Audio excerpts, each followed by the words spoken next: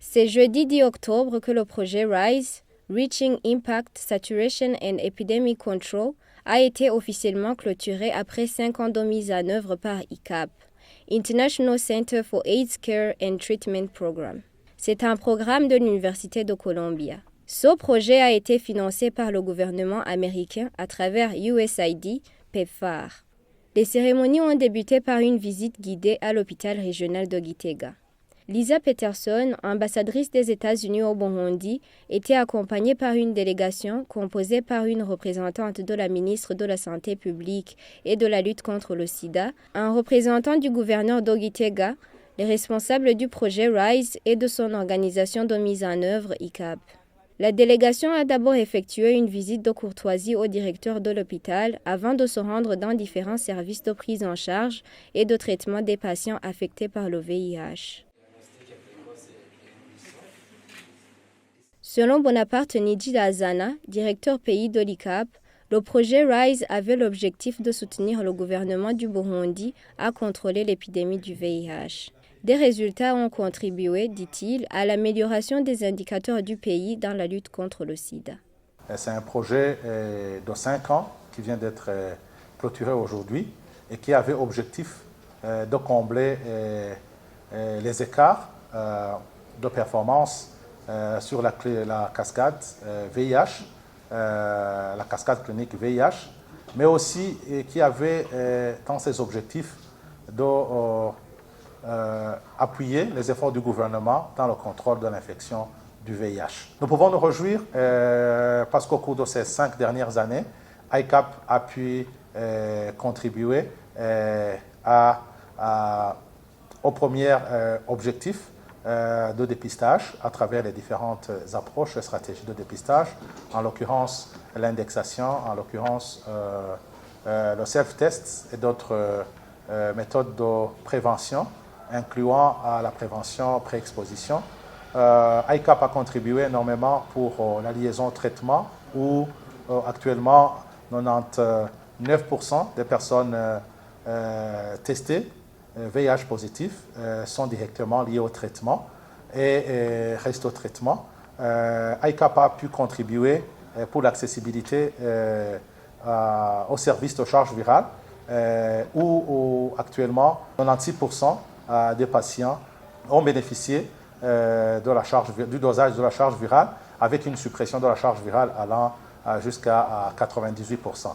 D'après Emenda Idzeye, directeur du programme national de lutte contre le sida, des infections sexuellement transmissibles et des hépatites virales au ministère de la Santé publique, grâce à ce projet, le Burundi a été classé premier pays francophone et le deuxième pays africain à atteindre le contrôle durable de l'épidémie et les objectifs 95 de l'ONU-SIDA. L'an 2023 a montré que le Burundi a fait un grand pas vers les 3,95. Parce que là, nous avons progressé. Les 3,95, le Burundi est appelé à les atteindre en 2025.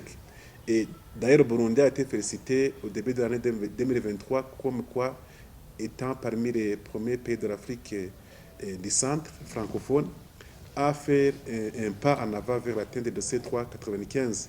C'est à ce niveau où nous étions à 93% de personnes vivant avec le VIH qui connaissent les statuts sérologiques, à 99,9% des personnes connaissant les statuts sérologiques étaient sous traitement antirétroviral et aux environs 92% de ces personnes sous traitement antirétroviral avaient une charge virale indétectable. Donc c'est dire que le projet a appuyé pour que nous puissions progresser vers ces cibles à côté des efforts du gouvernement et des autres partenaires. Nous disons aussi que le projet a appuyé par rapport au renforcement du système de santé. C'est notamment la qualité des données. Si nous parlons de cibles, si nous parlons de 3,95, ce sont les données qui sont récoltées au niveau des structures de soins qui doivent être de qualité. Donc là, appuyé par rapport à la mise en place des outils, par rapport à l'analyse des données, mais aussi par rapport au dossier médical électronique des personnes vivant avec le VIH, qui est couplé à l'identification unique, ce qui permet de retracer, de suivre ces personnes vivant avec le VIH afin d'éviter les cas de doublons ou le cas de double comptage de ces personnes qui peuvent migrer d'un site à un autre. Madame Lisa Peterson, ambassadrice des États-Unis au Burundi, affirme que le projet RISE a considérablement renforcé les services de prévention, des soins et de traitement du VIH, permettant d'atteindre les populations les plus vulnérables dans les provinces de Kayanza, Muyinga, Ngozi, Kirundo, Ruyigi, Cankuzo, Gitega et Karusi. Grâce à un investissement de 15 millions de dollars, cette initiative a non seulement fourni des services essentiels aux populations les plus vulnérables, mais a également favorisé une collaboration étroite avec le gouvernement du Burundi, la société civile, les communautés locales et les bénéficiaires de notre programme. Au cours des 5 dernières années, nous avons observé des progrès significatifs dans l'adoption des services de lutte contre le VIH-Sida.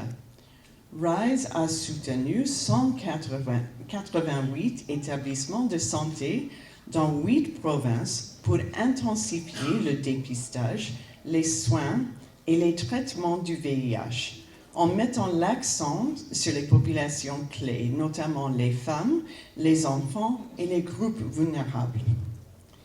Le programme a également joué un rôle essentiel dans l'amélioration de la rétention des patients sous thérapie antirétrovirale, ARV, en élargissant l'accès à des régimes à base de dolutegravir, qui sont à la fois efficaces, simples et bien tolérés, et en promouvant la distribution multimensuelle des ARV, ce qui a considérablement amélioré l'efficacité du traitement. Pour pérenniser ces actions de lutte contre le VIH-Sida, le projet USAID Bahombeho sous la direction de l'ICAP garantira la continuité des services VIH dans toutes les provinces du pays.